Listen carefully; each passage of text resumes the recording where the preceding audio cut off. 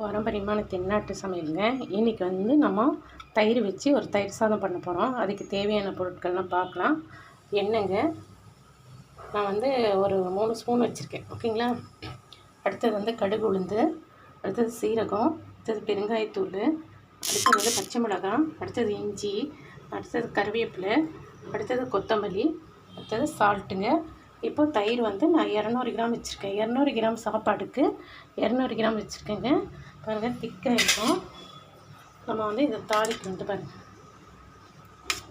நம்ம தயிர் வந்து நல்லா ஸ்பூனில் கலக்கி விட்டுக்கணுங்க. இந்த மாதிரி க்ரீமியாக இருக்கணும். ஓகேங்களா.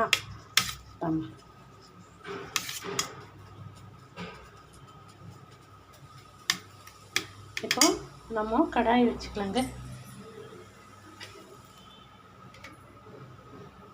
எண்ணெய் ஊற்றி சின்ன ஸ்பூனில் தாங்க 3 ஸ்பூன் எடுத்திருக்கேன். காயட்டுங்க.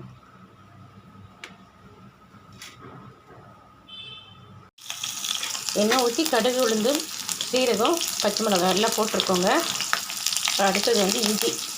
நான் ஒரு மிளகா தான் எடுத்திருக்கேன், பெரிய மிளகாவா. இன்னும் காரம் அதிகமாக இருக்கும். அடுத்தது கருவேப்பிலை,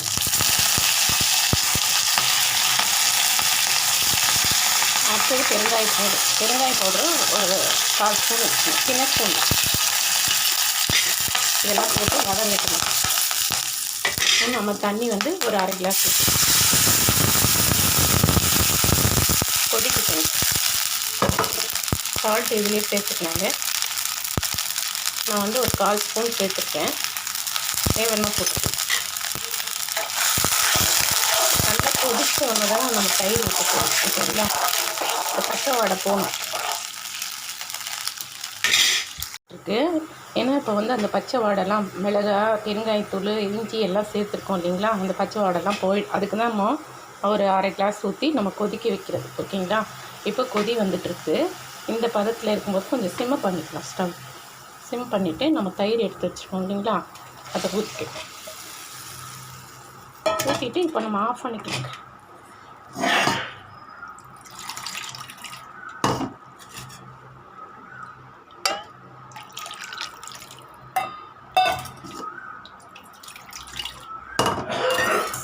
பாருங்க,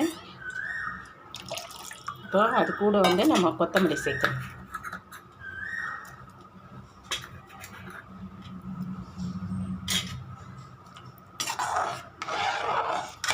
ஏன்னா நம்ம ஸ்டவ்வை ஆஃப் பண்ணிக்கணுங்க.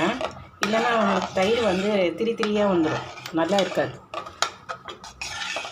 பாருங்கள், இந்த பதத்தில் இருக்கணும் தயிர். ஓகேங்களா. நான் வந்து சாப்பாடு 200 கிராம் எடுத்துருக்கேங்க. இப்போது இது வந்து நம்ம சாப்பாட்டில் மிக்ஸ் பண்ண போகிறோம். ஓகேங்களா. நம்ம சாதம் வந்து சூடாக இருக்குங்க. பாருங்கள், இப்போ தான் கொட்டியிருக்கோம். மொத்தம் கழுவி வச்சு காய வச்சுருக்கேங்க.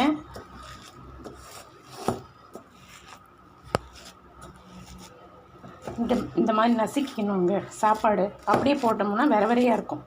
ஓகேங்களா.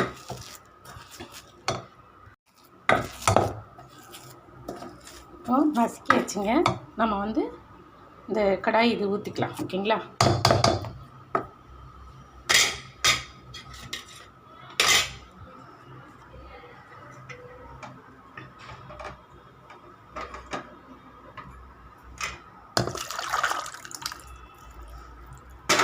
தயிர் நல்ல தளராக இருக்கணுங்க. தயிர் சாதம் மாத்திரம் நல்ல தளராக இருக்கணும், திக்காக இருக்கணும். அப்போ தாங்க தயிர் சாதம் நல்லா இருக்கும்.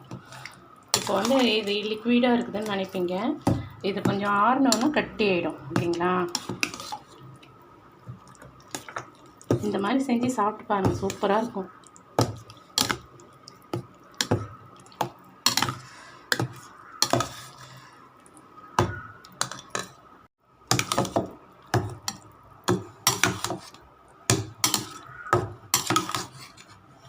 பாருங்கள், இப்படி இருக்கணும் தயிர் சாதம். ஓகேங்களா.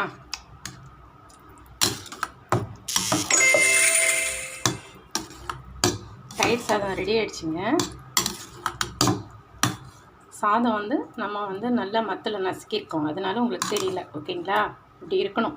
இந்த மாதிரி செஞ்சு குழந்தைங்களுக்கு கொடுங்க, விரும்பி சாப்பிடுவாங்க. ஆயிடுச்சுங்க. இதுக்கு வந்து சைடிஷ் வந்து லெமன் ஊறுகாய், எந்த ஊறுகாய் வேணால் வச்சுக்கலாம் சைடிஷ், ஓகேங்களா? அப்பளம் வச்சுக்கலாம், வத்தல் வச்சுக்கலாம். நான் வந்து ஊறுகாய் வச்சுருக்கேன், சாப்பிட்றதுக்கு மாம்பழம் வச்சுருக்கேன், ஓகேங்களா? இப்போ வந்துட்டு எப்படி இருக்குது பார்ப்போங்களா? சூப்பராக இருக்கு பாருங்கள் தயிர் சாதம். இது எப்படி இருக்குன்னு பார்ப்போங்களா? செம்ம சூப்பராக இருக்குங்க. நீங்களும் இதே மாதிரி தயிர் சாதம் பண்ணி குழந்தைங்களுக்குலாம் கொடுங்க. இந்த மாதிரி சைடிஷ்லாம் வச்சு கொடுங்க, ஓகேங்களா? விரும்பி சாப்பிடுவாங்க. பிடிச்சிருந்தால் லைக் பண்ணுங்கள், ஷேர் பண்ணுங்கள், கமெண்ட் பண்ணுங்கள். Okay, thank you. சூப்பருங்க.